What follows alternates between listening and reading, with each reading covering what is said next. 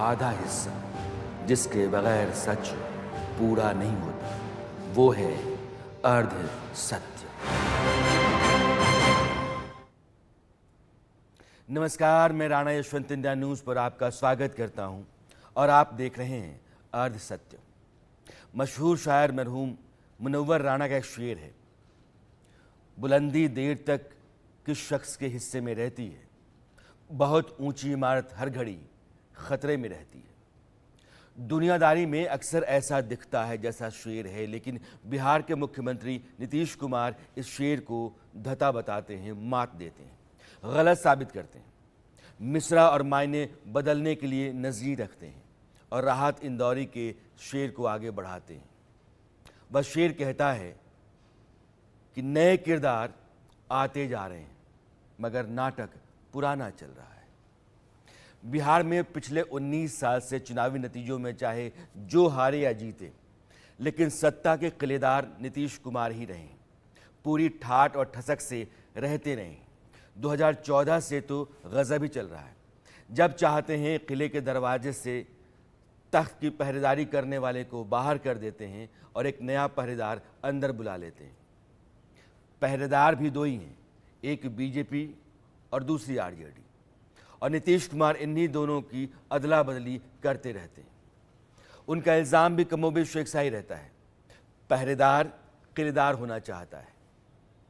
बिहार की सत्ता पर नीतीश कुमार 9वीं बार शपथ लेकर आज विराज रहे हैं।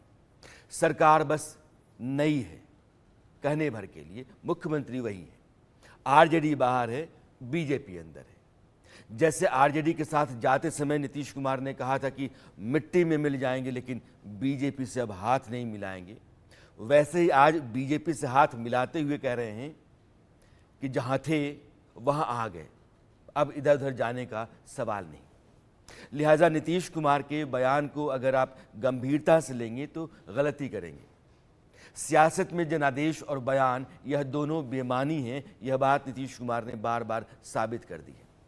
लेकिन एक वाजिब और बड़ा सवाल नीतीश कुमार ने आरजेडी, कांग्रेस और लेफ्ट का साथ छोड़ते समय उठाया और वो गंभीर है, इस पर चर्चा होनी चाहिए।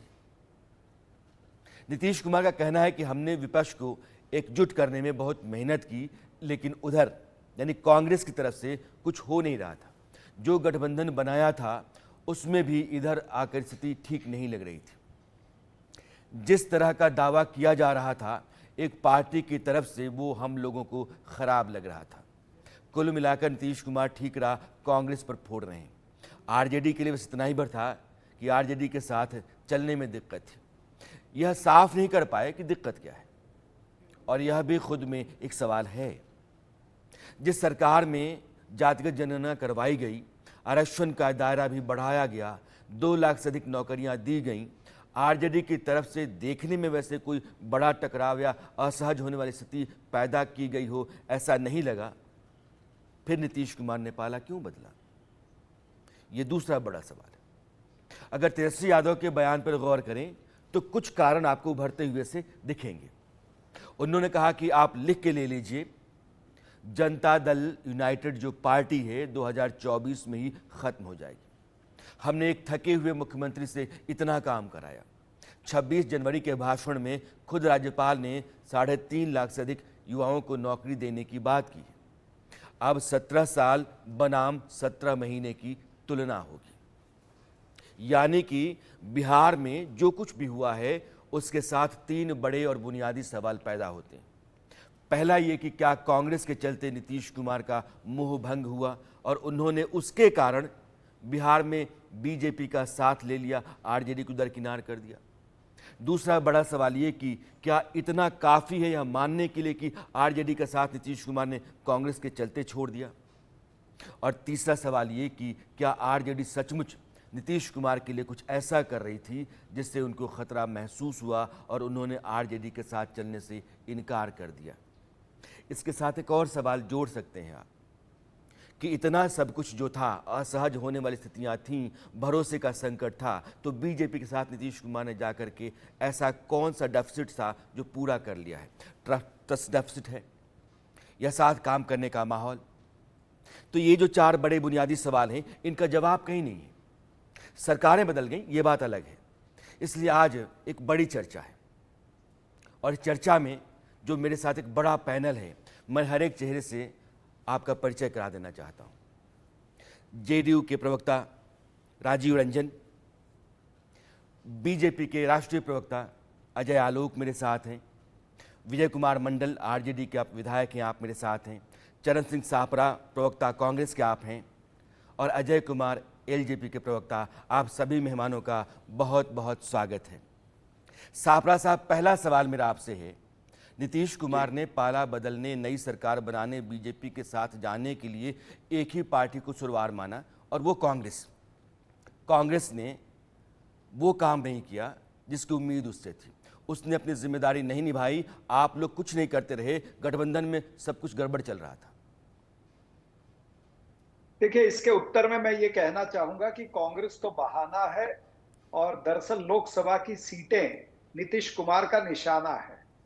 और ये जो घटनाक्रम हुआ है कल, इससे नीतीश कुमार जी ने ये बता दिया है कि वो राजनीतिक अविश्वसनीयता के प्रतीक बन चुके हैं इस देश के अंदर।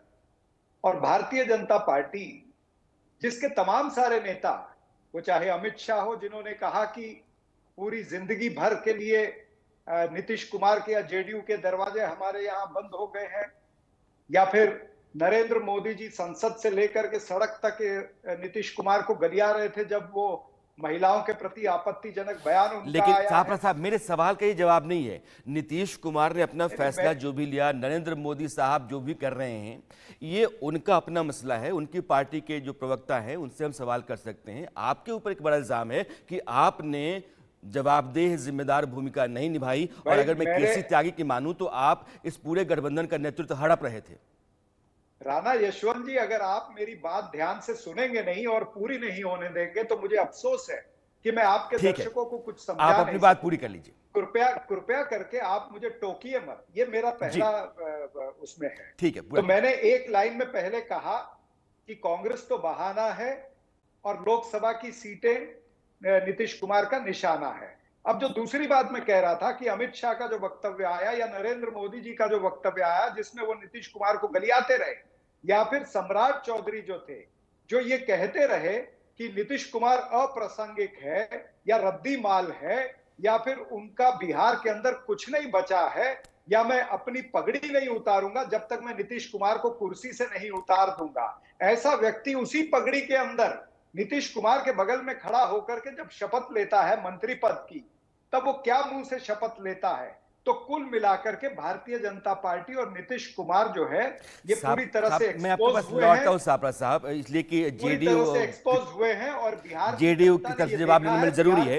लेकिन सवाल ये है कि नीतीश कुमार अगर अप्रासंगिक हैं, नीतीश कुमार की विश्वसनीयता का संकट है, तो नीतीश कुमार के साथ 2015 में भी थे आप, नीतीश कुमार के साथ 2022 तक भी थे, तो बार बार आपके जाने को लेकर के सवाल क्यों नहीं उठना चाहिए? राजीव रंजन जी, दो तरह के बड़े सवाल आपके पास हैं। एक, आपकी क्रेडिबिलिटी का संकट है और आप सत्ता में मलाई खाने के लिए, सत्ता अपने पास रखे रहने के लिए किसी भी तरह का जोड़ तोड़ कर सकते हैं। न नैतिकता का सवाल है, न नीति का सवाल है, और न ही कोई जनादेश का मामला है। ये सब कुछ ताक पर है, सिर्फ सत्ता आपको चाहिए। देखिए राणा यशवंत जी, सबसे पहली बात तो ये है कि देश की राजनीति में चंद ऐसे राजनेता हैं जिन पर भ्रष्टाचार के आरोप नहीं है, जिन पर किसी परिवार के किसी भी सदस्य को प्रोत्साहित करने का, आगे बढ़ाने का, उत्तराधिकारी बनाने का आरोप नहीं है।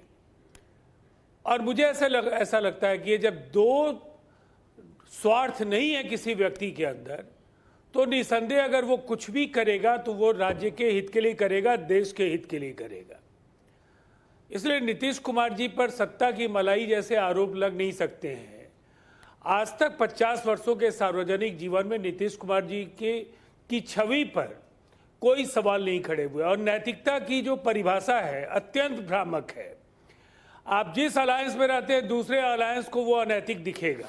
एक राजीव जी ठीक फिर है, उस अलायंस में होता अगर ये आप ना कि हैं, तो फिर राजनीति में पहले के अलायंस को वो बातें सत्ता बुरी के लगती। समीकरणों को साधने के लिए राजनेता, आप जैसे जो माहिर प्रवक्ता हैं, उनके पास शब्द काफी होते हैं, तर्क और दलीलें गढ़ लेते हैं। एक सवाल बुनियादी है और मैं भी जानना चाहता हूं कि आरजेडी की तरफ से ऐसा कौन सा संकट पैदा हुआ था कि आपने आरजेडी से हाथ छुड़ाया और बीजेपी के साथ गए। फर्ज कर लीजिए कि आपको अलायंस के भीतर खतरा लग रहा था, मान लिया कि कांग्रेस जो है वो नेतृत्व को हड़पना चाहती थी, लेकिन इतना भर क्या काफी है बिहार में एक चलती हुई सरकार को गिरा देना? देखिए राणा यशवंत जी, चूंकि आप बिहार के हैं और बिहार की मिट्टी को आप समझते हैं, लोकतंत्र में एक सशक्त विकल्प हो, ये जिनको भी लोकतांत्रिक मूल्यों में यकीन है वो जरूर चाहते हैं। नीतीश कुमार जी समाजवाद की उस धारा से जन्मे हैं जिसे लोकनायक जयप्रकाश नारायण ने बिहार में काफ़ी मजबूती प्रदान की, और उससे निकले हुए नेताओं में एक नीतीश कुमार जी भी हैं। वो चाहते थे ईमानदारी के साथ कि एक सशक्त विकल्प बने, लेकिन जब 5 राज्यों के चुनाव शुरू हुए तो कांग्रेस के साथ मतभेद की शुरुआत वहीं हुई है। एक तरफ उनका अहंकार और दूसरी तरफ इंडिया अलायंस को लेकर के उनके पास वक्त नहीं था, और लगातार पूरे अभियान में, चुनाव अभियान के दौरान इंडिया की कोई बैठक नहीं हुई। हम उसी उसके धरने बाद पे सीट हैं। शेयरिंग को लेकर के भी उन्होंने कहा। मेरे सवाल का जवाब फिर भी जी। नहीं है। क्या गठबंधन में जो गिरह गांठ थी, क्या गठबंधन के नहीं चल पाने का कारण है बिहार में सरकार का गिर जाना? मैं उसी पर आ रहा हूं। चूंकि गठबंधन में कांग्रेस भी साझीदार है, बिहार के गठबंधन में कांग्रेस भी मंत्रिपरिषद में है। देखिए कांग्रेस, पहले मैं कांग्रेस पर केवल 30 सेकंड आपका लूंगा जी। अगर कांग्रेस को 400 सीटों पर पूरे देश में लड़ना है, जहां उनके प्रभाव के राज्य हैं, वहां किसी अलायंस के कंस्टिट्यूएंट को वो हिस्सेदारी नहीं देंगे। जिन राज्यों में उनकी जमीन खिसक चुकी है वहां भी उन्हें राष्ट्रीय पार्टी के रुतबे का फायदा मिले। एक तो ये उनके नेताओं की जो रणनीति थी उस पर वो काम कर रहे थे। दूसरी तरफ बिहार में गठबंधन की सरकार में कुछ चीजें ऐसी थी जिस पर अब बोलने की स्थिति है। स्थानांतरण, पदस्थापन, यानी कि का आप दबाव गठबंधन बहुत की ज्यादा सरकार होता के था और भीतर भी नीतीश अपने कुमार आप जी को असहज मान रहे थे।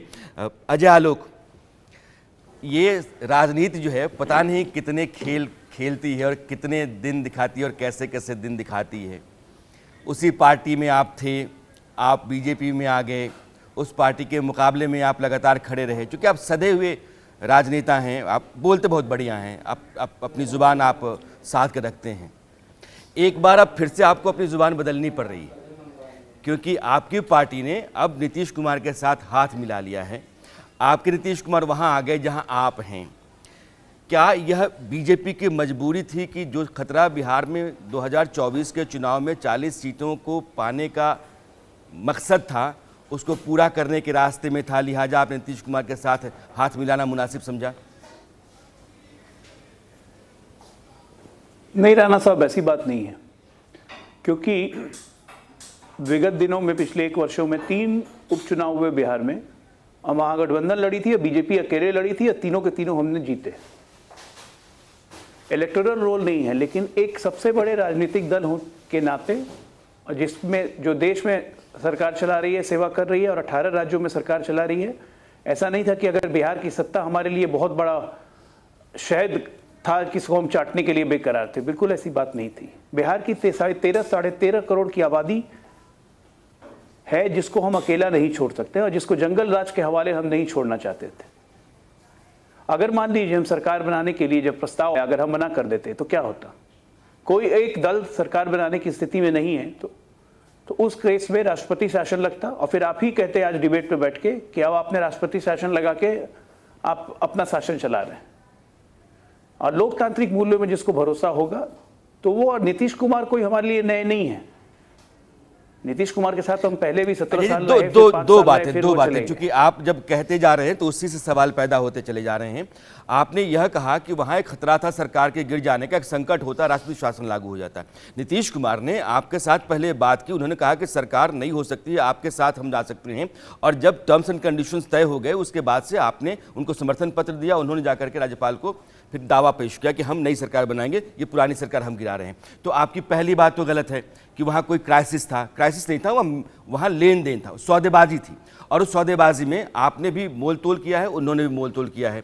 मेरा सवाल सिर्फ छोटा सा है कि बिहार में जो उपचुनावों का आपने हवाला दिया, उन उपचुनावों को मैं दरकिनार करता हूँ, क्योंकि आप भी बिहार चाहते हैं, मैं भी बिहार चाहता हूँ। उपचुनाव की हैसियत क्या होती है लोकसभा चुनाव के लिहाज से, आप भी जानते हैं, मैं भी जानता हूँ। आपको महागठबंधन एक मेजर चैलेंज लग रहा था आपकी 40 सीटों की यात्रा पूरी करने में, हाँ या ना? राणा जी, पहली बात आपकी गलत है कि हमारी सर्व लेन देन की शर्तें हो गई थी और तब हमने उनको समर्थन पत्र दिया। पहले नीतीश जी ने इस्तीफा दिया, इस्तीफा दे के वो आ गए, उसके बाद ठीक है फिर संजय झा जी आए हमारे प्रदेश कार्यालय में, और उसके बाद हमने समर्थन पत्र दिया बातचीत करने के बाद। ये बात हुई थी number 1। Number 2, Bharatiya Janata party जब 2014 में लड़ी थी, अकेले ही लड़ी थी, तो एनडीए को तब भी 32 सीट आया था। जेडीयू और आरजेडी अलग अलग लड़े थे, 4 और 2 क्रमश सीट आए थे, लेकिन एनडीए को 32 सीट और बीजेपी को 22 सीटें आई थी। तो ताकत में हम कहीं महागठबंधन से कभी कम नहीं थे। और दूसरा, आप भी समझते हैं, जैसे आप बिहार से आते हैं तो आप भी समझते हैं कि अरिथमेटिक से इलेक्शंस नहीं जीते जाते हैं। अरिथमेटिक सिर्फ पेपर पे अच्छा लगता है, जब तक केमिस्ट्री नहीं हो तब तक इलेक्शन नहीं होता है। नीतीश जी को कॉन्टिन्यूअसली, जिस तरह के आदमी हैं, मैं उनके साथ काम कर चुका हूं, आप भी उनको जानते हैं अच्छी तरह से, वो असहज हो रहे थे। जो बढ़ती भ्रष्टाचार, गिद्ध की तरह जो बिहार को लूटा जा रहा था, वो असहज हो रहे थे। जीरो गवर्नेंस हो गई थी नीतीश कुमार के टॉप पे रहते हुए, जहां पे शिक्षा मंत्री शिक्षा सचिव से लड़ रहा था और शिक्षा सचिव डीएम से लड़ रहा था।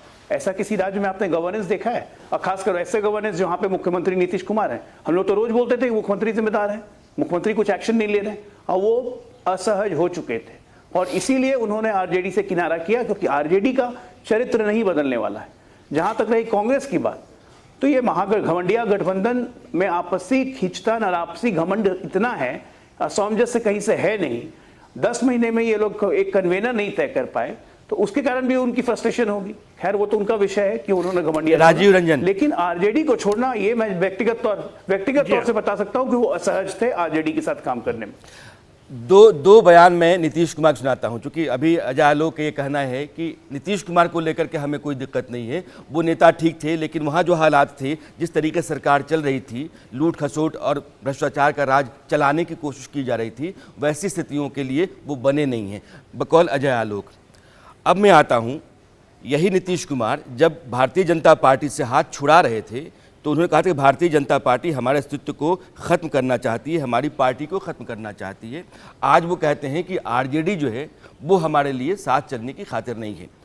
कमोबेश एक खतरा है। अगर मैं तेजस्वी यादव के बयान को जोड़ूं कि 2024 आरजेडी के अंत का साल होगा, मैं जो कहता हूं करके दिखाता हूं, तो वैसा ही संकट नीतीश कुमार को आरजेडी की तरफ से ही दिख रहा है, जैसा उनको कभी बीजेपी की तरफ से दिख रहा था।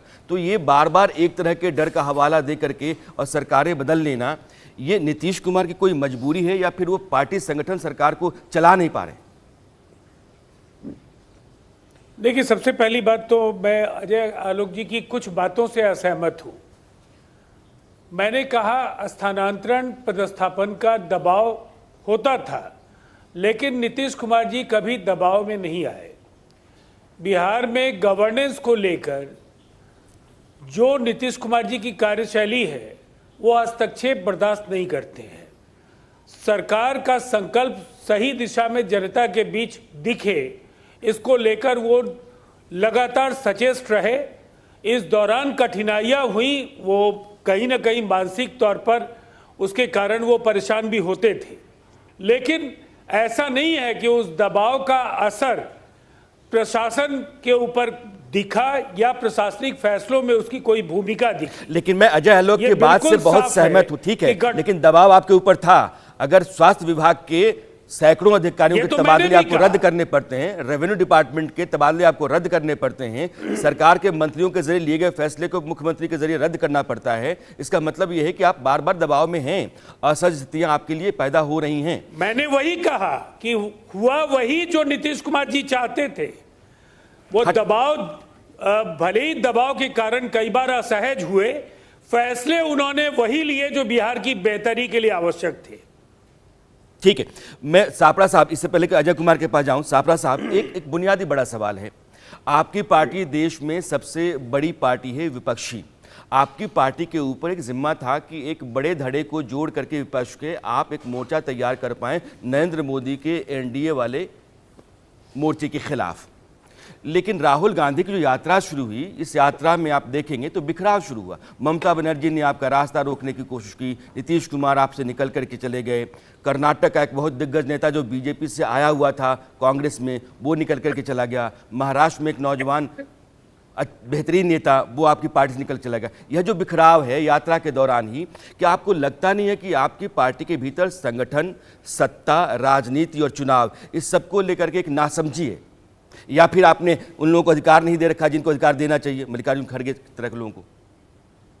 नहीं, ऐसी कोई बात नहीं है। कांग्रेस अध्यक्ष को पूरे अधिकार है और कांग्रेस अध्यक्ष अपने अधिकार के अनुसार ही सारी चीजें कर रहे हैं, ऐसी कोई बात नहीं है। बिल्कुल तालमेल था और सारी चीजों को जब 28 पार्टियां इकट्ठी होती हैं, अलग अलग विचारधारा की पार्टियां जब इकट्ठी होती हैं, हमारे अंदर मतभेद थे, मनभेद नहीं थे, हम उसको साथ में रख करके जिस तरह से प्लान करके सभी लोग चल रहे थे। ठीक है, अभी नीतीश कुमार जी चले गए हैं, साहब, एक छोटा सा हमारा निवेदन है, वो ये है कि क्या नीतीश कुमार को नरेंद्र मोदी ने अपने साथ करके आपके ऊपर एक ही साथ दो हमले नहीं किए? पहला कि उन्होंने बिहार के भीतर अपने मोर्चे को बहुत मजबूत कर लिया, और दूसरा ये कि आपका जो गठबंधन है, इंडिया गठबंधन, इसके खिलाफ उन्होंने एक बहुत ही मजबूत प्रवक्ता तैयार किया जो आपके भीतर से आया, संयोजक था, जिसके खून पसीने से आपका पूरा मोर्चा तैयार हुआ था। वही आदमी आपको उस मोर्चे के खिलाफ बोलेगा, एक। और दूसरा कि बिहार के भीतर उन्होंने अपनी हैसियत, अपनी ताकत बहुत बढ़ा ली, दो। और ये दोनों आपके लिए नुकसान है।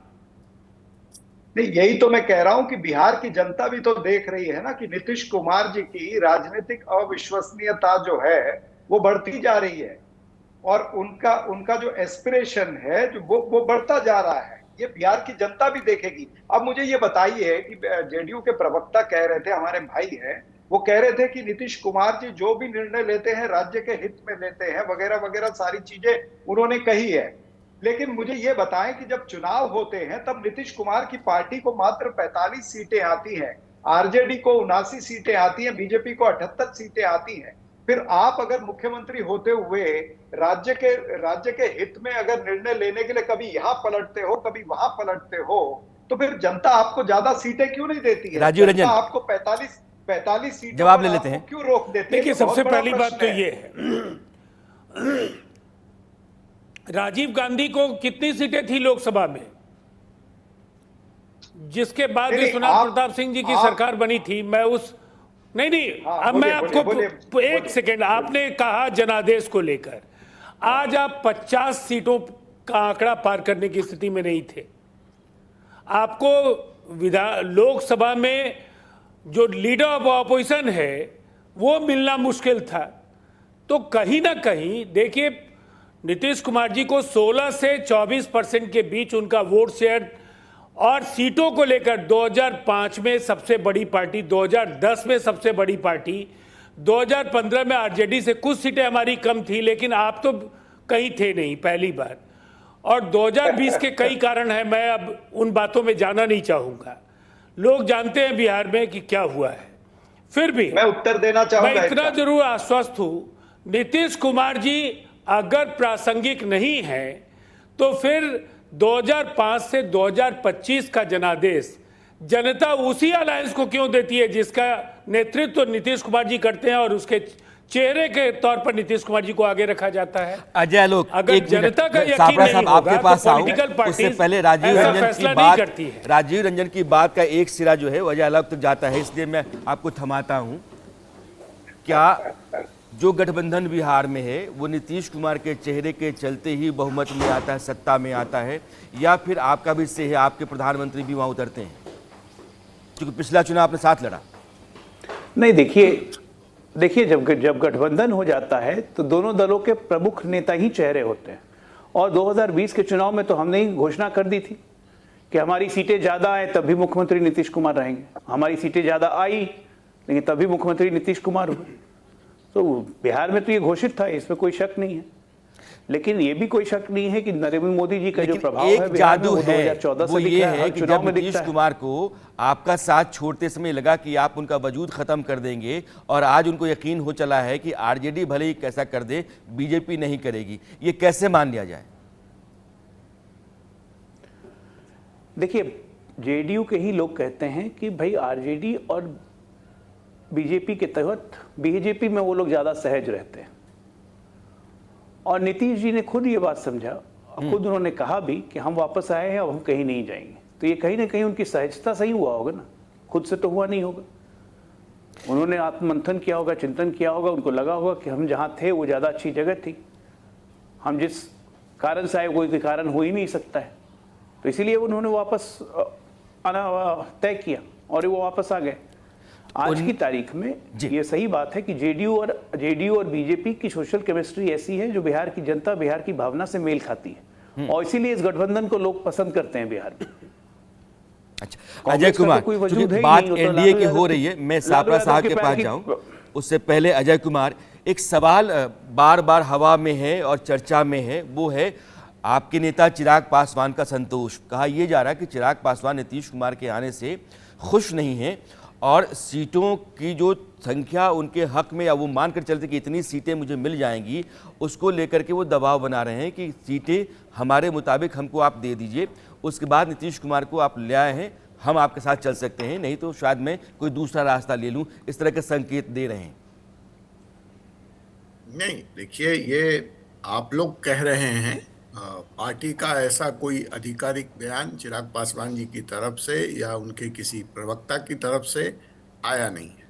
हमारा जो आधिकारिक टिप्पणी है इस पूरे राजनीतिक घटनाक्रम पे वो यही है कि हमने अपनी बातें, चाहे वो सीट से संबंधित हो, चाहे वो नीति से संबंधित हो, चाहे वो नेता से संबंधित हो, उससे और अपनी चिंताओं से और चुनाव की दृष्टि से क्या बेहतर बिहार में हो सकता है, इन तमाम बातों को भाजपा के शीर्ष नेतृत्व के पास रख दिया है। साथ ही हमने जो दूसरी लाइन कही है कि देश हित में, राज्य हित में नरेंद्र मोदी जी जो फैसला लेंगे उसके साथ लोक जनशक्ति पार्टी कोई अभी से नहीं, पहले से यानी खड़ी कि है। बीजेपी आपको जितनी सीटें दे देगी उन सीटों से आप संतोष करके बीजेपी के साथ चलेंगे और चुनाव लड़ेंगे। नाना जी, आपसे जीतना मुश्किल है, लेकिन क्या राजनीति में ऐसा होता है? अगर जितनी सीटों के सवाल पर ही चुनाव लड़ना था तो हमें बाहर क्यों जाना पड़ा, हमें बंगला क्यों छोड़ना पड़ा, हमें केंद्रीय मंत्री का पद क्यों छोड़ना पड़ा, हमें राज्यसभा की सीटें क्यों छोड़नी पड़ी? हम अपने हक की बात करेंगे। हमारा जो वोट परसेंटेज है, हमारा जो शेयर है, उसके हिसाब से ही सीटों का बंटवारा होना चाहिए। इस पे तो कोई अजय आलोक, समझौता एक है चुनौती नहीं। तो बीजेपी के सामने है कि वो उपेंद्र कुशवाहा हो, जीतन राम मांझी हो, चिराग पासवान हो, नीतीश कुमार हो, आपके लिए सीटों को बांट पाना और सबको संतुष्ट कर पाना एक चैलेंज है। लेकिन जो आज बड़ा सवाल है उसको मैं आपके सामने रखता हूं।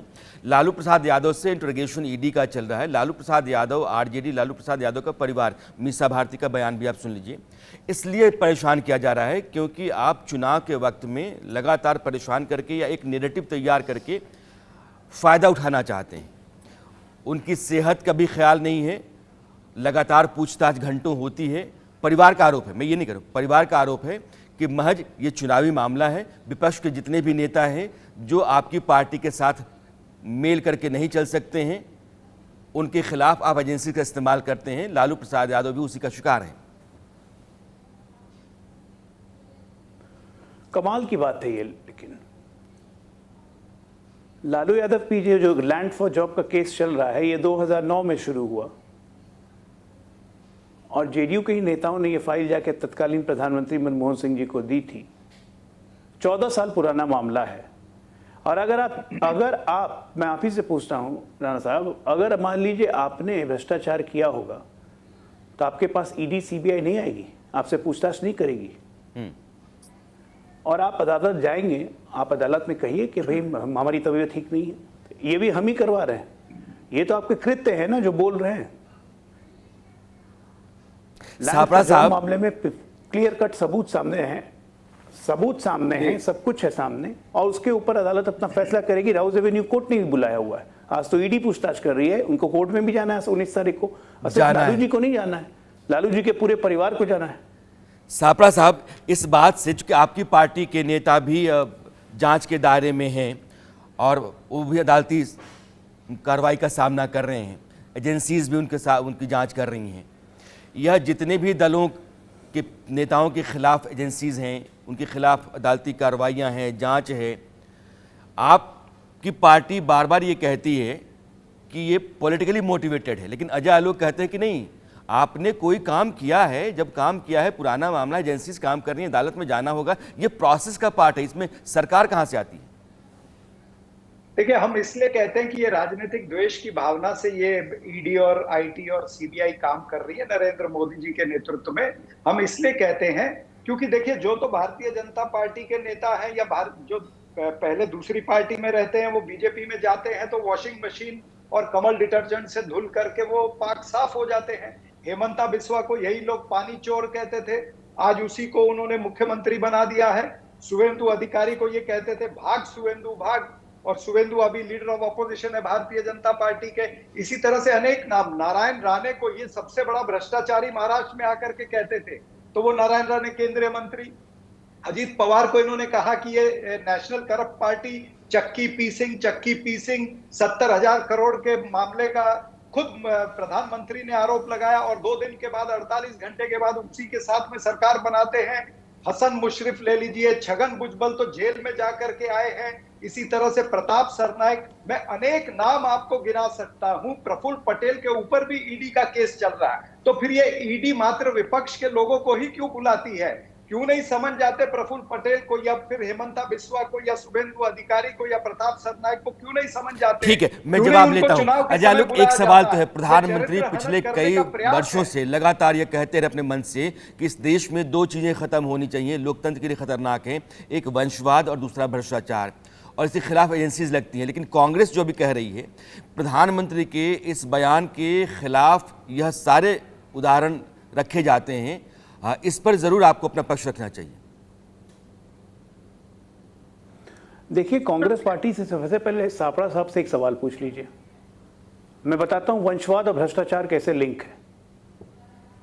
जवाहरलाल नेहरू से लेके इंदिरा गांधी से लेके राजीव गांधी से लेके सोनिया गांधी से लेके राहुल गांधी, किसी ने नौकरी किया कोई आज तक? कोई व्यवसाय किया आज तक? तो फिर इनकम टैक्स में जो 200 करोड़ की प्रॉपर्टी का रिटर्न भरते ही कहां से आया भैया? मैंने जब नौकरी किया ही नहीं, उत्तर दीजिए, व्यापार किया ही नहीं, तो 200 करोड़ 50 करोड़ का रिटर्न भर रहे हो, ये पैसे कहां से आए हैं? कुबेर ने बरसा दिए। ये होता है वंशवाद और भ्रष्टाचार का लिंक। ये जो बात कह रहे हैं, आज किस पे केस हट गया है? प्रफुल्ल पटेल पे केस चल ही रहा है। हेमंत बिश्वा शर्मा को कोर्ट से बरी हो चुके हैं। हेमंत बिश्वा शर्मा ने जब धमकी दी थी अरविंद केजरीवाल को कि चैलेंज करता हूं, अगर बताओ मेरे पे केस चल रहा है तो तुम्हें कोर्ट में घसीटूंगा, तो अरविंद केजरीवाल भाग गए। आप अपने भ्रष्टाचार को ढकने के लिए झूठ मूठ का आईना मत दिखाइए। आपको इतनी दिक्कत है, आप तो कोर्ट भी गए थे ना, सुप्रीम कोर्ट, कि सरकार को मना कीजिए ईडी या सीबीआई का हम पे इस्तेमाल नहीं करने। आप लोग तो महान पार्टी है भैया। अपने साथ तो 4 दल को और लेके गए थे सुप्रीम कोर्ट में ये अपील करने कि जांच एजेंसियों को रोक दे कोर्ट, कि आप पे कोई कार्रवाई नहीं करे, क्योंकि इसी ढंग से आपको सरकार चलाने की आदत थी। मुलायम सिंह यादव पे डीए का केस लगा के उनसे समर्थन लेते थे, फिर डीए का केस वापस। मायावती पे डीए का केस लगा के फिर डीए का केस वापस। तो सीबीआई को तोता आप ही के राज में कहा गया था। आपने भेजा, इस्तेमाल सिर्फ अपनी राजनीतिक फायदे के लिए किया। और नरेंद्र मोदी जी मत भूलिए, 19 के चुनाव के पहले उन्होंने लाल किले से घोषणा की थी कि मैं भ्रष्टाचारियों को ले आया हूं और जेल भेज के रहूंगा। ठीक है, आप लोग को आप लोग जेल जाएंगे। अजय की बात पूरी हो गई, अब आप आइए। खिलाफ देखिए राणा जी, इन्होंने कितने आराम से उत्तर दिया है, लेकिन ये नहीं बताया जिस सीबीआई को ये तोता कहते हैं, उस सीबीआई को नरेंद्र मोदी ने सांड के जैसे मात्र विपक्ष पर ही छोड़ा हुआ है। ये क्यों है? यही तो सवाल हम पूछ रहे हैं। इन्होंने उत्तर नहीं दिया कि अजीत पवार को नोटिस कब जाएगा, या अजीत पवार को अभी समन क्यों नहीं गया है। इन्होंने ये नहीं बताया कि छगन भुजबल को समन क्यों नहीं जा रहा है। या फिर हसन मुशर्रफ को समन क्यों नहीं जा रहा, प्रताप सरनाइक को क्यों नहीं जा रहा, भावना गवली को क्यों नहीं जा रहा, यामिनी यादव को क्यों नहीं जा रहा है समन, ये तो नहीं बताया आपने। भाई चुनाव है, अगर समन ईडी को हो, ईडी के समन अगर विपक्ष पर जाते हैं तो आप अजीत पवार करप्ट हैं, आप मानते हैं? आई हैं उसके पास समन क्यों नहीं जाते हैं? भाई कहीं ना कहीं पक्षपात तो कर रहे हो ना। अजीत पवार, शरद पवार करप्ट हैं, आप मानते हैं? जो आप किस पार्टी के साथ सरकार बना ले वो दूध से अरे सापरा साहब ये सवाल बताइए ना, अजीत पवार या शरद पवार करप्ट हैं, आप मानते हैं? अरे छोड़िए, आप बीच में बोलते हो, अरे ये सब डायलॉग बहुत पुराने हो गए, वॉशिंग मशीन और निरमा वॉशिंग पाउडर बहुत पुराने हो गए। नहीं बोला था मिस्टर वॉशिंग मैं बस एक सवाल पूछ रहा हूँ, अजीत पवार और शरद पवार को करप्ट मानते हैं? मिस्टर वॉशिंग मशीन मैं आपके बीच में नहीं बोला था, धैर्य रखिए ना, फिर बोलिए ना। देखिए जब वो यहां थे तब वो आपके लिए भ्रष्टाचारी थे, नारायण राणे जब कांग्रेस में थे तो भ्रष्टाचारी थे, भारतीय जनता पार्टी में गए तो सदाचारी हो गए, छगन भुजबल यहां थे तो भ्रष्टाचारी थे, वहां गए तो सदाचारी हो गए, हेमंता बिस्वा कांग्रेस में तो भ्रष्टाचारी, बीजेपी में गए तो सदाचारी, मुख्यमंत्री बन गए। फिर रिपीट कर रहे हैं। तो क्या जनता, एक बात है, मैं ठीक है, इस बहस को जनता बहुत लंबे समय से सुनते रही है और ये दलीलें जो हैं मुझे लगता है कि सुनते सुनते भी लोगों के कान पक गए होंगे।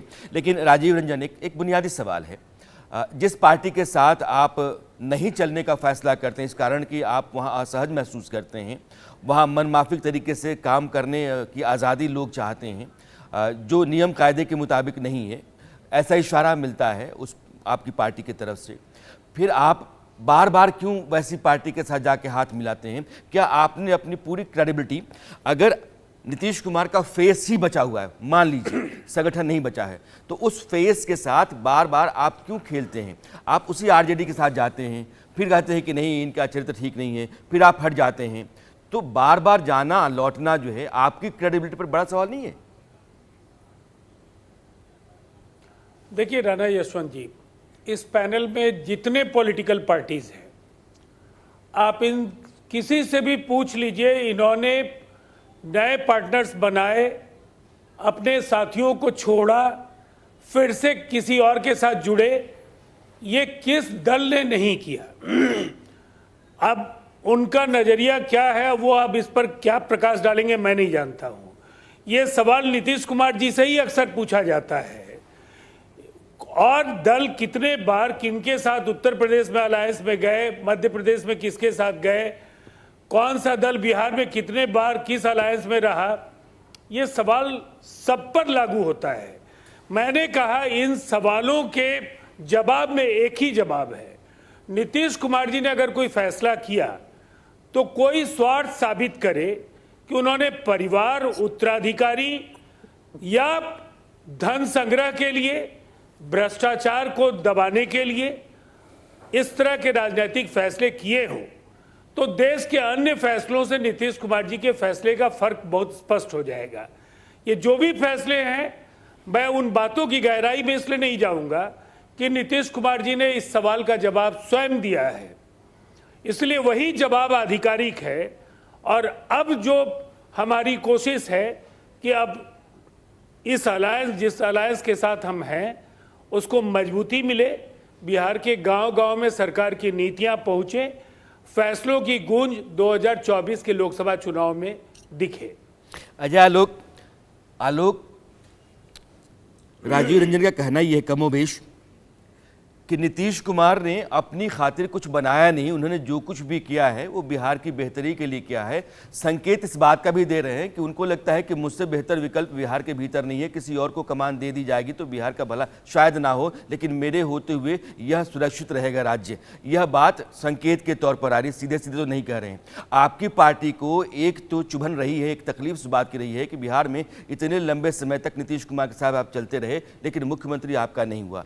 इस बार आपने 2 उप मुख्यमंत्री डाले हैं, ये दोनों नीतीश कुमार के मुखर विरोधी रहे हैं।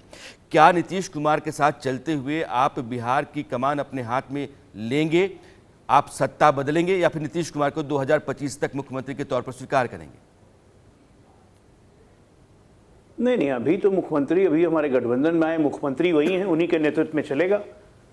2025 के चुनाव में देखा जाएगा कि नेतृत्व परिवर्तन की जब बात होगी तो बात करेंगे, हम लोग बैठ के बात करेंगे, उसमें क्या दिक्कत है। और दूसरी बात ऐसी है कि हम यहाँ पे नीतीश जी के साथ आए हैं, नीतीश जी हमारे साथ आए हैं, तो उसका एक ही मकसद है कि बिहार के 13.5 करोड़ लोगों को उनकी जीवन को बेहतरी करना, और हमारा दूसरा कोई मकसद नहीं है। प्रधानमंत्री जी का भी यही फोकस है कि जितना हो सकेगा बिहार को आगे लाना है, क्योंकि बिहार आगे नहीं आएगा तो देश आगे नहीं बढ़ेगा। सबसे गरीब पिछड़ा राज्य है, उसको हम लोग को आगे लाना है और उसी के लिए निरंतर प्रयास करते रहेंगे। ये एलजेपी अजय कुमार, बिहार सबसे आगे, बिहार की बेहतरी, आपकी पार्टी के नेता लगातार ये कहते रहे कि बिहार फर्स्ट, बिहारी फर्स्ट। नीतीश कुमार की अगुवाई में बिहार का विकास नहीं हुआ, बेहतरी नहीं हुई। अजय आलोक कह रहे हैं कि बिहार का विकास बेहतरी दोनों होगी। यह एक ही मोर्चे के भीतर दो दलों की राय आपस में टकराती है। आपने कभी माना ही नहीं कि नीतीश कुमार बेहतर कर सकते हैं, आपने माना ही नहीं कि नीतीश कुमार की अगुवाई में बिहार बेहतर हुआ है। तो फिर ये कैसे चलेगा? ये जो टकराव है इसका कोई समाधान तो नहीं? नहीं, ये टकराव वास्तव में दल के अंदर नहीं है। यह टकराव बिहार के लोगों की जो आकांक्षाएं हैं और 70 साल का जो इतिहास है, यह उसका टकराव है। अब ऐसा नहीं है, 2014 से गठबंधन में हम शामिल रहे और नीतीश जी को पर्याप्त टाइम दिया गया। जब हमें नल जल कल योजना में भ्रष्टाचार दिखा, सड़कों में भ्रष्टाचार दिखा, शिक्षकों पे लाठी चली, पुलिस के लिए रोजगार मांगने वालों पे लाठी चली, तब लोक जनशक्ति पार्टी मजबूर होकर सड़क पे उतरी।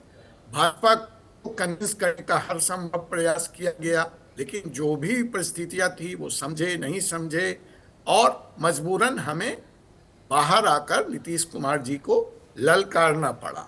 हमारा विरोध सिर्फ इस बात का था, जो आज भी है, कि अगर यह गठबंधन की सरकार है तो मैनिफेस्टो भी गठबंधन का होगा। अगर यह गठबंधन की सरकार है तो विकास की जो भी योजनाएं नहीं, इससे बनेंगी, पहले भी तो आप गठबंधन में ही थे ना, आप बाहर तो गठबंधन से फेंके गए ना। तो उस समय क्या सरकार आप चल रही थी गठबंधन के नियम के मुताबिक? सरकार चल रही थी, लेकिन जिस तौर तरीके से चल रही थी, जिसकी हमने लंबी फेहरिस्त दी आपको, उसके विरोध में हम बाहर निकले, और भाजपा ने भी उस बात पे थोड़ा रुककर मुहर लगाया और मजबूरन नीतीश कुमार को बाहर का रास्ता दिखाया, या वो स्वयं गए। ये एक विवाद या उसका विषय हो सकता है। और आज भी अजय आलोक, एक चैलेंज है आपके सामने, ये खुले तौर पर लोग जानते भी हैं कि बीजेपी ने एलजेपी का इस्तेमाल विधानसभा चुनाव में नीतीश कुमार को कट टू साइज करने में किया। जो चुनाव नतीजे हैं बताते हैं कि 28 सीटें सिर्फ एलजेपी के कारण नीतीश कुमार हार गए। नीतीश कुमार और चिराग पासवान दोनों में नहीं बनती है। नीतीश कुमार के सफ़ेद कुर्ते में कहाँ कहाँ पाबंद हैं, ये चिराग पासवान बताते हैं। यह दोनों दलों को साथ लेकर के चलना आपके लिए आसान नहीं होगा। राणा जी, आज प्रधानमंत्री जी बच्चों को परीक्षा पे चर्चा कर रहे थे, तो वहाँ उन्होंने कहा कि मैं हर चुनौती को चुनौती देता हूँ। तो आप चिंता मत कीजिए, ये हमारे घर का मामला है, कोई बड़ी चुनौती नहीं है, बैठ के हम लोग समझा लेंगे। लेकिन चुनौती सापड़ा साहब आपके लिए है, और मैं बहुत यकीन और ईमानदारी से आपको कह रहा हूँ कि यह जो नरेंद्र मोदी की अगुवाई में अलग अलग तरीके से मोर्चे अलग अलग राज्यों में बन रहे हैं, नीतीश कुमार आगे, कर्नाटक में जगदीश शेट्टार आगे, अभी महाराष्ट्र में कुछ और खबरें आपके पास पहुँच जाएंगी कुछ दिनों के भीतर ही। तो यह जो टूटन आपके गठबंधन के और आपकी पार्टी के भीतर है, वो विपक्ष को कमज़ोर कर रहा है और नरेंद्र मोदी को एक तरीके से वॉकओवर दे रहा है। मैं इस राय का हामी रहा हूं कि लोकतंत्र के कमज़ोर होने का बड़ा कारण कांग्रेस है, क्योंकि कांग्रेस ने विपक्ष को लामबंद करके, मोर्चा तैयार करके मजबूत चुनाव लड़ने की ज़मीन नहीं तैयार की। नहीं, जरा भी नहीं। अगर आप ऐसे सोचते हैं तो मैं कहूंगा कि दुर्भाग्यपूर्ण बात है, इस तरह की कोई बात नहीं है। देखिए, भारतीय जनता पार्टी में और एनडीए में भी बहुत सारी गड़बड़ियां हैं। अभी आपके चैनल पर ही नजर आ रहा है कि चिराग पासवान के प्रतिनिधि जो है वो आज भी नीतीश कुमार को नेता मानने के लिए तैयार नहीं है। पशुपति पारस ने क्या कहा था चिराग के लिए कि मेरे अंगने में तुम्हारा क्या काम है? भाई मैं आपके बीच में नहीं बोला था पांडे जी, मैं आपके बीच में नहीं बोला था।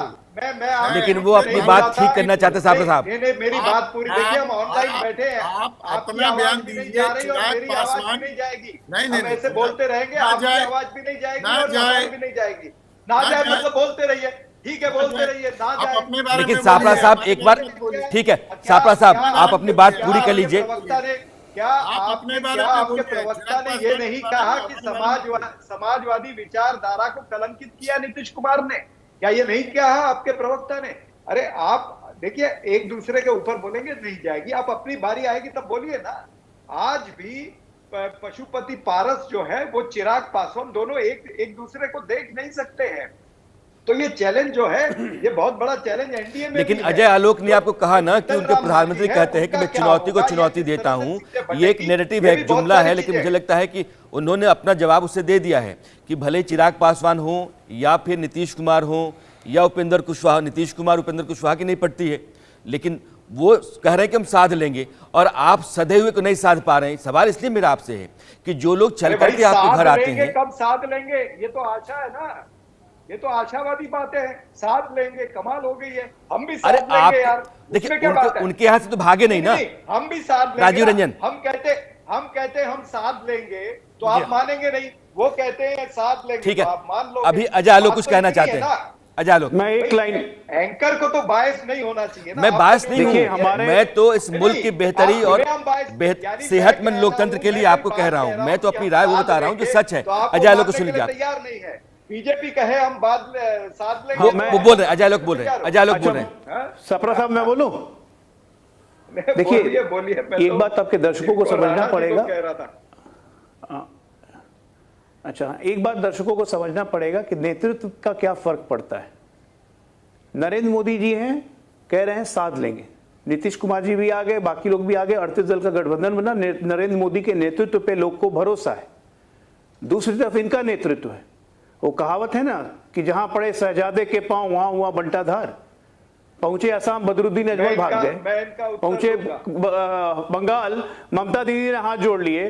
बिहार में घुसने के पहले नीतीश कुमार भाग गए। महाराष्ट्र के लिए भी आप बोल ही रहे हैं। उत्तर प्रदेश में घुसेंगे, 11 सीट समाजवादी दे रही है, उससे ज्यादा देगी नहीं। तो ये नेतृत्व का फर्क है, यही फर्क है नेतृत्व का। और देश को सबल नेतृत्व ही चाहिए, इसलिए नरेंद्र मोदी के नेतृत्व में ही सब चलेंगे। इसलिए मैं कहता हूं कि हमने सबको साधा है और देश भी हम साथ लेंगे। अकाली दल को क्यों नहीं साथ लिया बताइए ना? शिवसेना को क्यों नहीं साथ लिया आपने? शिवसेना के 2 टुकड़े क्यों कर दिए? होके सरकार तो आई गई हमारे साथ, बना दी। शिवसेना तो आई गई ना शिवसेना को। आपकी वंशवादी को आपने रख लिया, शिवसेना हमारे साथ आ गई। आपकी सबसे पुरानी अलायंस पार्टनर तो बाल ठाकरे वाली शिवसेना और अकाली दल थी। वो दोनों को साथ लिया क्या? टीडीपी को साथ? वो तो आई गई ना हमारे पास। अपनी एक उंगली शिवसेना आ गई ना सामने हमारे साथ। दिखाते हो तो 3 उंगली आपके पास है। काहे अरे की भाई, आई? शिवसेना आ गई ना हमारे चल साथ। जाएगा ना क्या शिवसेना है। अभी भी आपको चुनाव में कुछ मुगालते में है क्या? ये सोचिए कि 50 क्रॉस करिएगा इस बार। अरे छोड़िए, आप शिवसेना की हालत देख लीजिएगा एकनाथ शिंदे की। आपको एकनाथ शिंदे पर भरोसा नहीं था, इसीलिए काम कीजिए, मुसलमान जोड़ो यात्रा करते रहिए, घमंडिया तोड़ो यात्रा करते रहिए। में बांटे ना, इसीलिए आपने नहीं, मुसलमान जोड़ो यात्रा चालू रखिए, घमंडिया तोड़ो अभियान भी चालू रहेगा। पर भरोसा नहीं था। धनबल, सत्ता बल और बाहुबल का पुरजोर उपयोग करके आप हर राज्य में सरकार तोड़ते आए हैं। सत्ता की मलाई खाना चाहते हैं, सत्ता की भूख है आपको, यही सब कुछ हो रहा है। ये महाराष्ट्र में हुआ, ये पहले कर्नाटक में हुआ, गोवा में हुआ था, अरुणाचल में हुआ था, सापड़ा साहब, सवाल लोग आपसे पूछते हैं कि वो उनकी सरकारें तो बनी रह जाती हैं, आपकी सरकारें क्यों बिगड़ जाती हैं, बिखर जाती हैं, आपके लोग क्यों टूट जाते हैं? मान लिया कि उन्होंने तोड़ने की कोशिश की होगी, लेकिन टूटते तो है ना। इसका वो जो कह रहे हैं ना कि लीडरशिप का असर है, ये आपको इस बात को स्वीकारना चाहिए। अरे मैं ये कह रहा हूं कि इनको स्वीकारना पड़ेगा। और जनता के सामने एकनाथ शिंदे के एमएलए ने कहा कि हमें 50 खोखे मिले हैं, 50 खोखे सब कुछ ओके। ये डायलॉग हमारा नहीं है, कांग्रेस का नहीं है, एकनाथ शिंदे के एमएलए का डायलॉग है। 50 खोखे सब कुछ ओके। तो ये खोखे सरकार बनाते हैं, धनबल, सत्ता बल और बाहुबल का पुरजोर उपयोग करते हैं। लोग देख रहे हैं, अब आने वाले चुनाव में इसका निर्णय होगा। यानी कि इनकी जो पार्टी, इनका संगठन जो कर रहा है, नरेंद्र मोदी जो दावा करते रहे हैं, वो सब जनादेश तैयार नहीं करता है, धनबल और बाहुबल जनादेश तैयार करता है। आप मानते भाई हैं? जहां जनादेश तैयार होता है, लेकिन मैं कह रहा हूं जिस तरह से महाराष्ट्र की सरकार तोड़ी है, वो किस तरह तोड़ी है, खोखे सरकार है, आपको भी पता है, आप भी अनजान मत बनिए राणा जी। जी, ये तो महाराष्ट्र की सरकार किस तरह से बनी है ये आपको भी पता है। कर्नाटक की सरकार जब टूटी थी जेडीएस की और कांग्रेस की, तब किस तरह से टूटी थी ये भी आपको पता है। अगर नहीं पता तो दुर्भाग्य है देश का।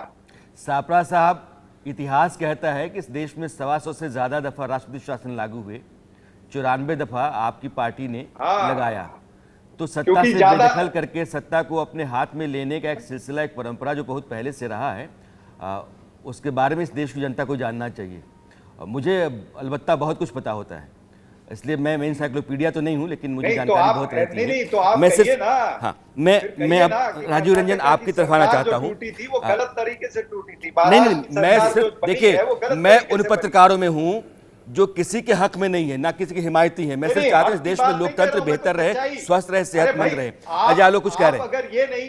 अगर आप ये नहीं मान सकते राणा जी, मैं याद दिलाना चाहता हूं सापड़ा साहब को, एक मिनट सापड़ा साहब सुनिए, ये तो मीडिया पे कहा था ना। मैं याद दिलाना चाहता हूं, वीडियो मैं याद दिलाना चाहता हूं सापड़ा साहब आपको दुर्भाग्य है कि महाराष्ट्र का जनादेश हमने और शिवसेना ने मिलकर लिया था। सबसे बड़े दल के रूप में हम थे, और आप ऑपर्चुनिस्ट, आप अवसरवादिता राजनीति के सबसे बड़े प्रतीक हो गए। जब आप शिवसेना, जिसको आप जीवन भर कोसते रहे, बाला साहब ठाकरे को आप कोसते रहे, हिंदुत्व की राजनीति से आप दूर रहते थे, सेक्युलरिज्म के नाम पे आप शिवसेना को हमेशा अछूत मानते थे, और सरकार बनाने के नाम पे आप लोग तीनों मिल गए। एनसीपी, कांग्रेस और शिवसेना की सरकार बन गई। ये अवसरवादिता की सरकार नहीं है तो क्या है? पता चल जाएगी, आपको पता चल जाएगा कितने औकात आपको भी समझ में नहीं आई है। अभी 3 राज्यों में नगर परिषद 3 राज्यों में औकात समझ में नहीं आई। अभी देश में औकात समझ में आएगी। करके दिखाइए ना, आप डर गए। देश में ना औकात समझ में आएगी। अभी 3 राज्यों में लगता नहीं आई है ठीक से। डर गए हैं, इसीलिए चुनाव नहीं हो रहा कोई भी यहाँ पर। 2 साल से चुनाव नहीं हुआ। हाँ, पता है कि नहीं, ये भी सिखाना पड़ेगा। 2 साल 3 राज्यों में औकात समझ में नहीं आई, मुझे औकात बता रहे हैं। आप में हिम्मत नहीं है। एकनाथ शिंदे, अजीत पवार और आपके पैरों के नीचे जमीन नहीं, लेकिन कमाल है तुम्हें फिर भी यकीन नहीं। वाह, आपको पता चल जाएगा जमीनी परिस्थिति। ठीक है राणा जी, एक बात मैं कहना चाहूंगा। हाँ, बोलिए। छापड़ा जी यहाँ बार बार ईडी सीबीआई का हवाला दे रहे थे। जरा इनसे पूछिए, ये जो पीएमएलए एक्ट है, ये लागू किसने किया और किसकी सरकार में हुआ? मैं भी बताता हूं। अब पूरी बात करें। पहली बोलिए, पूरी बात। दूसरी बात जो ये बार बार अभी चुनाव हार रहेंगे, ईवीएम का दर याद रहेगा, तो ये ईवीएम भी किसने लागू किया इस देश में, या किसकी परिकल्पना थी? लागू सब कुछ ये करें, जब इसके खिलाफ चला जाए तो दोषी मोदी सरकार। मतलब ये दर्शकों को जानना चाहिए कि जब कांग्रेस सरकार थी और पी चिदम्बरम गृह मंत्री बना था, जिसको अभी आप कहते हैं कि बीजेपी की सरकार, नरेंद्र मोदी की सरकार लगातार उसका इस्तेमाल करती है और गलत करती है, अपने फायदे के लिए करती है, आरोप लगता रहा है। राजीव रंजन, आखिरी सवाल चूंकि आपको सुनाना चाहता हूं, यह जो नई सरकार, नई साझेदारी आपकी बिहार के भीतर है, कहा यह जा रहा है कि सीटों की साझेदारी जो लोकसभा की होगी, जो 40 सीटें बिहार की हैं, उनमें आपने यह माना है कि 16 नहीं बल्कि आप 12 सीटों पर भी चल सकते हैं अगर आपने कमान कुर्सी नीतीश कुमार को दे दी तो सीटों को लेकर के आपकी साझेदारी, आपकी सहमति कुछ बनी है क्या? मुझे तो इस संबंध में कोई जानकारी नहीं है, पहली बात। और ऐसे फैसलों में शीर्ष नेतृत्व को निर्णय लेना होता है, और मुझे चूंकि जानकारी नहीं है और जब तक आधिकारिक जानकारी नहीं है, ये एक संवेदनशील मसला है, इस पर मैं कोई बात नहीं कहना चाहता। नहीं होना चाहिए। ठीक है। आप सभी में तो इस समय की अब मेरे पास घंटी बज रही है कि मैं इसको अब रैप अप कर दूं। आप सभी मेहमानों का बहुत बहुत शुक्रिया जुड़ने के लिए और इतनी देर तक चर्चा में शामिल रहने के लिए। बिहार जो अभी भी एक जिंदा सवाल है, एक बड़ा सवाल है, और कई सवालों के जवाब नहीं हैं। उन्हीं सवालों का जवाब हम इस शो के दौरान टटोल रहे थे। अब समय हो चला आपसे विदा लेने का। कल होती है फिर मुलाकात, तब तक के लिए इजाज़त, नमस्कार। वो आधा हिस्सा जिसके बगैर सच पूरा नहीं होता, वो है अर्ध सत्य।